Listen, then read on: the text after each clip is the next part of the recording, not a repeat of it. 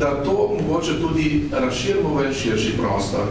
Ker mi je takrat postavil pravzaprav eno zanimivo izzivalno misel, je rekel, prav pogledajte, čudež za vsega svetništva Janeza Pavla II, kje je bil izprosen? V Latinski Ameriki, ni bil na Poljskem, kot bi morda pričakoval, ne?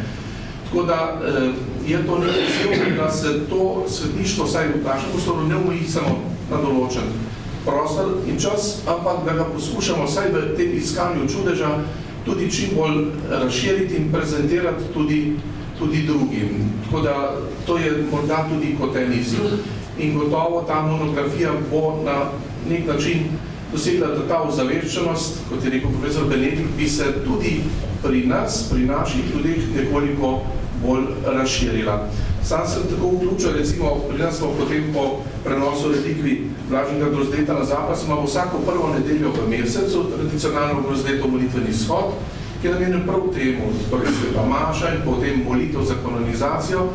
In vidim, vedno več ljudi se k tej molitvi tudi zbira, tako da bi rekel, ta fama materiji ne ostane nekje na neki stopnji, ne? Da se ne spomnimo svetniških kandidatov samo ob nedelji svetniških kandidatov, ampak da je to nek kontinuiran proces, ki da pride zleze pod kožo ljudem, da se nekako bolj močneje zavedajo in potem tudi vključijo v to. Tako da to mogoče res tudi kot spodbuda ostalim in da prav ta knjiga k temu tudi na poseben način prispeva. Hvala lepa. Bi prosil še koga, da se oglasi v tej priložnosti? Ne bo šlo. Bi se pa potem dejansko, lahko bo še priložnost ob koncu, knjiga ima 3 dele, verjetno najbolj poznani del je ta sklop Blaženih, ne, pa čeprav, vsaj tako mislimo, ne, ima pa prvi del, ne, ki dejansko sega globoko daleč v zgodovino in povezuje tudi zelo različne like, pa bi vas prosil, da jih morda na hitro omenite in jih opišete. Ja, kot rečeno, knjiga ima 3 dele, v prvem delu so svetniki izbrani tisti, ki so s svojim delovanjem posegli v slovenski prostor. Ali so v tem prostoru živeli in delovali. Ta tradicija gre nazaj v 4. stoletje. Tam sta sveti Viktorin Ptujski, naprimer, prvi razlagalec svetega pisma, človek, ki je povezoval to grško kulturo z latinsko. To je prvi prevajalec iz grščine v latinščino. Je ljudem na Zahodu posredoval tudi grško teološko misel. In zato je to človek, ki je izjemnega pomena za razvoj teologije, je pa morda v slovenskem življenju premalo navzoč. Mislim, da bi morali svetemu Viktorinu Ptujskemu posvetiti nekoliko več pozornosti. Druga taka velika osebnost je sveti Hieronim. Človek, novejše raziskave ga nedvoumno postavljajo na slovenski kras. Človek, ki je vse svoje življenje posvetil proučevanju svetega pisma, prvi človek, ki je iz bibličnih jezikov, kot rečemo, prevedel svetopismo v takrat živi jezik, v latinščino, in ta njegov prevod z seveda kasnejšimi korekturami, popravki, je veljal v cerkvi kot uradno besedilo vse do drugega Vatikanskega cerkvenega zbora. Potem sveti Modest, recimo, sveti Modest, ki je skupaj s salzburškim škofom Virgilom, torej Virgil ga je poslal, da je deloval med našimi predniki na Koroškem, torej v Karantaniji. Človek, ki je v naš prostor prinesel to tako imenovano irsko misijonsko metodo, ki gradi na jeziku ljudstva, torej njihovo načelo je, da je potrebno ljudem Božjo besedo oznanjati v njihovem materinem jeziku. Tako je nastala tudi ta prva šola, če smemo tako reči, ki se je posvečala proučevanju in poučevanju slovenščine na otoku Ava, danes je to Herreninsel na Kimskem jezeru. No in s tem, ko je za razliko od oglejskih misionarjev, ki so pač oznanjali še naprej v latinščini in se poslušali prevajalcev, Modest zahteva, da se morajo misionarji naučiti jezika ljudstva, ki mu oznanjajo. In s tem je slovenščino uvrstil med tako imenovane kulturne jezike in je omogočil, da je preživela do današnjih dni. Ampak ne misli, da je to stvar preteklosti, stvar 8. stoletja, v katerem je živo in deloval sveti Modest. Mi imamo svetniškega kandidata, salesijanskega patra Andreja Majcna, ki je deloval seveda na Kitajskem in potem v Vietnamu. Kaj je bil njegov osnovni problem? On je prišel če smem tako reči, francosko misijonsko področje. Misionari so bili, misijone so vodili tam Francozi. In Francozi so stali na stališču, francoska kultura je tako visoka, da je treba tudi Kitajcem in Vietnamcem posredovati pač to francosko kulturo v francoščini. Medtem ko je Majcen rekel, ne, ljudem je potrebno, treba se oživeti v narod, v katerem delujemo. Im je potrebno ne samo evangelijo oznanjati v njim razumljivem, v materinem jeziku, ampak Majcen je tudi čudovito izrazil.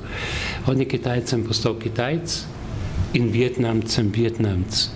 No ne, se tako uživil v to vietnamsko mentaliteto, da so ga Vietnamci imeli za svojega starega očeta. In ko se on zaradi bolezni moral vrniti v Ljubljano, njegovo srce ostalo v Vietnamu.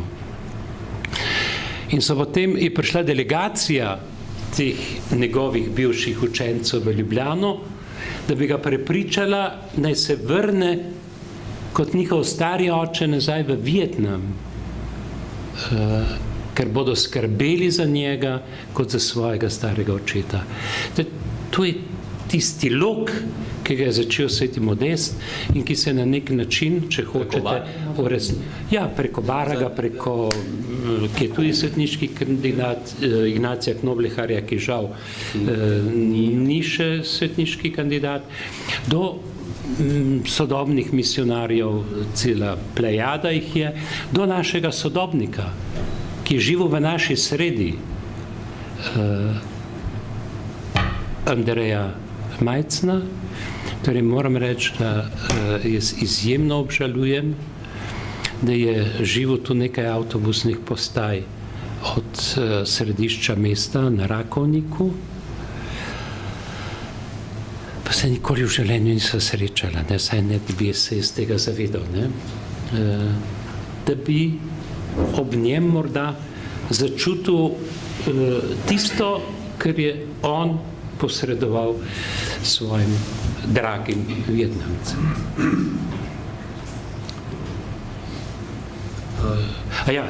So še drugi liki. So še drugi, no. Tako, recimo, preveč jih je, da bi jih vse naštel, ampak mogoče omenim vseeno Emo Krško, ki je bil podložen dobršen del slovenskega ozemlja na Koroškem in Štajerskem. Zanjo se je proces začel še za beatifikacijo, kako lahko dnes lahko ugotovimo, kako dolgotrajni so lahko ti procesi. V 15. stoletju se je začel proces za njeno beatifikacijo. Škofje Krški, se pravi danes Celovški, Ljubljanski in pa Lamantinski, so sodelovali v tem procesu, zbrali celotno dokumentacijo in jo poslali v Rim. Zaradi razmer, ki so vladale takrat v Rimu, vojne, ki so bile po celi Evropi, se ta dokumentacija izgubila in proces je nekje zaspal. Potem so v začetku 19. stoletja ponovno sprožili ta proces in Ema Krška je bila leta 1933, če vam prav spominu, razglašena za blaženo in potem šele na pragu 21. stoletja, oziroma pri koncu 20. stoletja tudi za svetnico. Potem imamo celo vrsto blaženih. Je zanimiv lik. Kako? V Kopru, zanimiv lik. Ja, imamo celo vrsto potem zelo zanimivih osebnosti med blaženimi. Tu bi upozoril na dva. Na dva, ki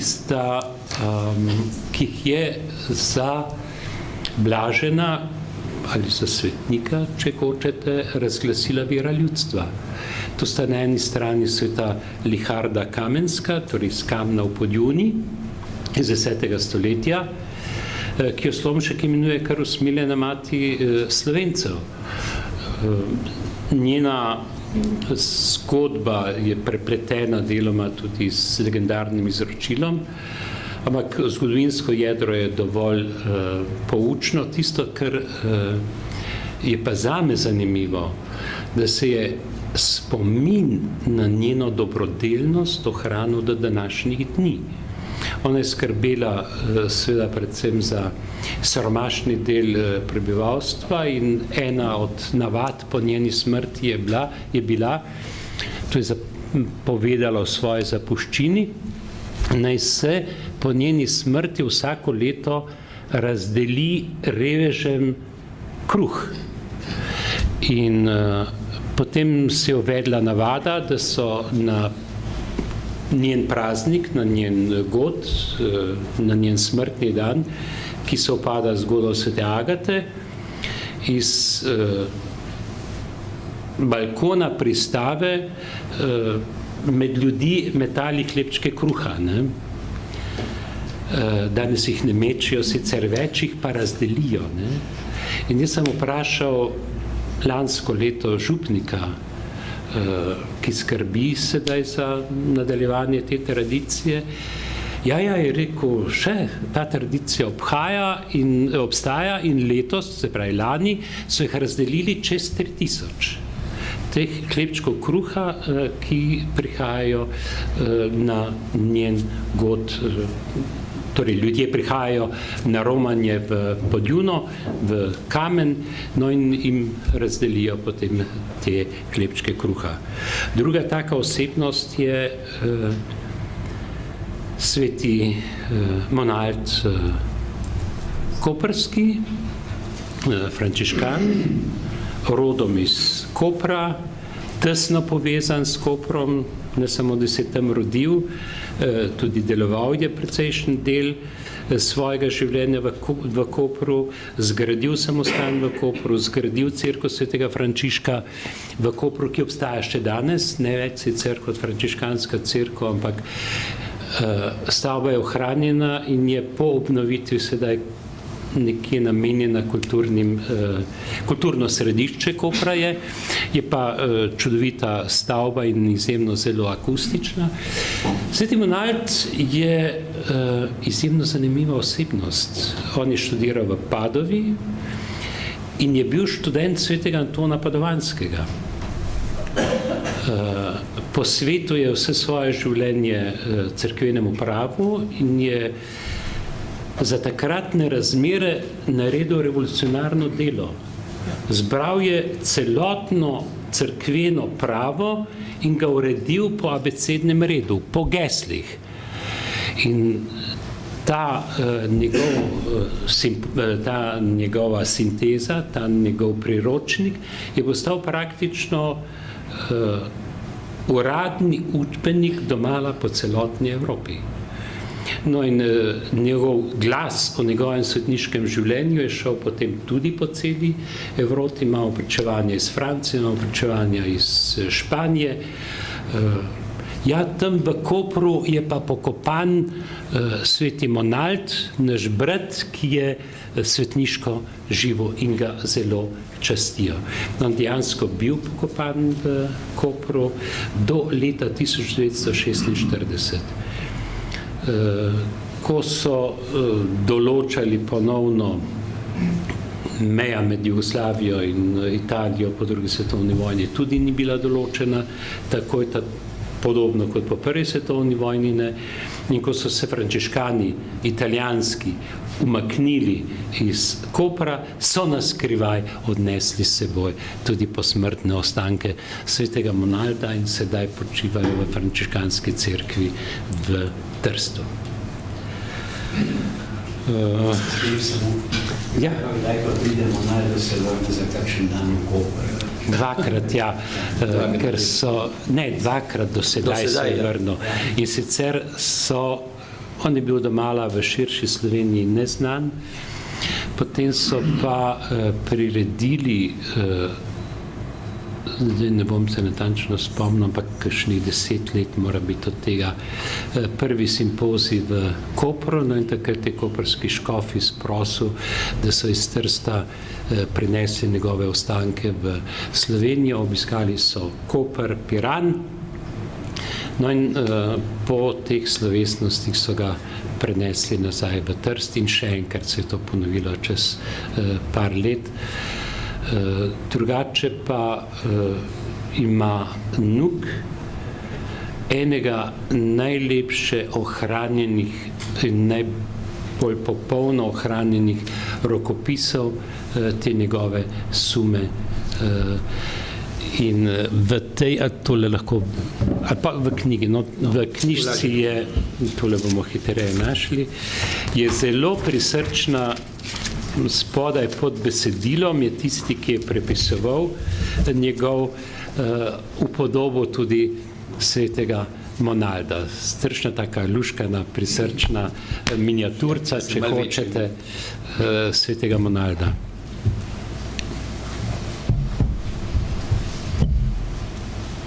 Mogoče zdaj trenutek za vprašanje, komentar z publike. Se boste ukorajžali? Kar dajte, prosim. Ne bo šlo. No, če ne bi upozoril še na tiste, torej ta dva je razglasila za svetnika vera ljudstva. Častili so jih za svetnike sveta Hilegarda, pa Liharda, je upodobljena, ima stranski oltar in tam lepo v slovenščini piše na oltarju sveta Liharda prosi za nas. In tisto, kar je zanimivo zame in če hočete svojevrstni čudež,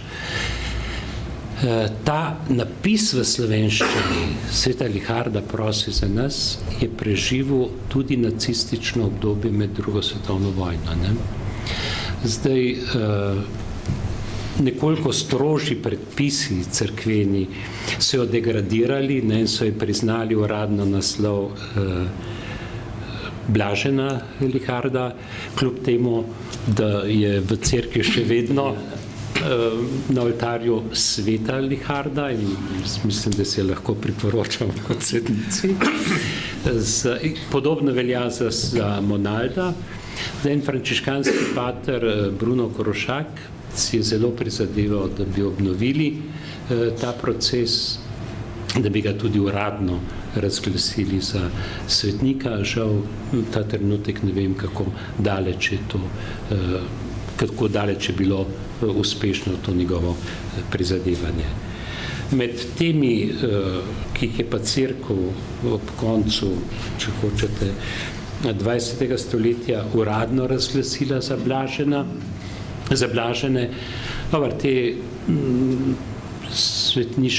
blažene večinoma poznamo, Lojze Grozde, Slomšek. Mogoče nekoliko širši publiki odmaknen je Frančišek Janez Bonifacio, Francesco Bonifacio. rojen Pirančan, njegov oče je bil Italijan po rodu, upravljalec parnika, ki je vozil med Trstom in Piranom. Mati je bila po rodu Hrvatica oziroma Istranka, verjetno hrvaškega rodu.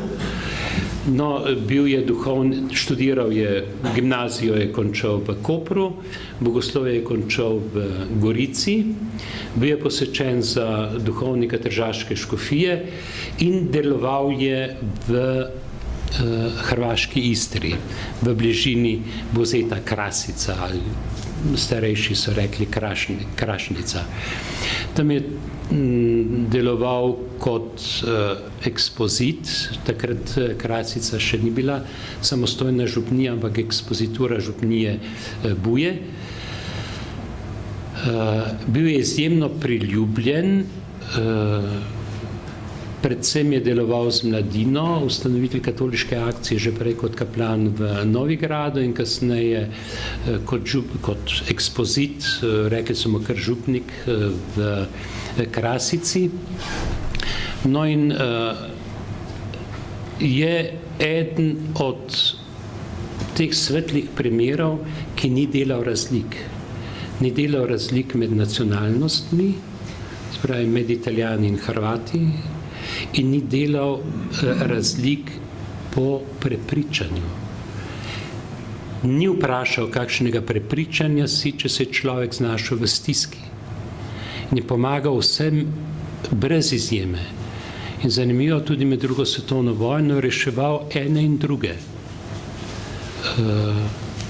Italijane in Hrvate, katoličane in brezverce in če hočete tudi komuniste. Vsak, ki se je znašel v stiski.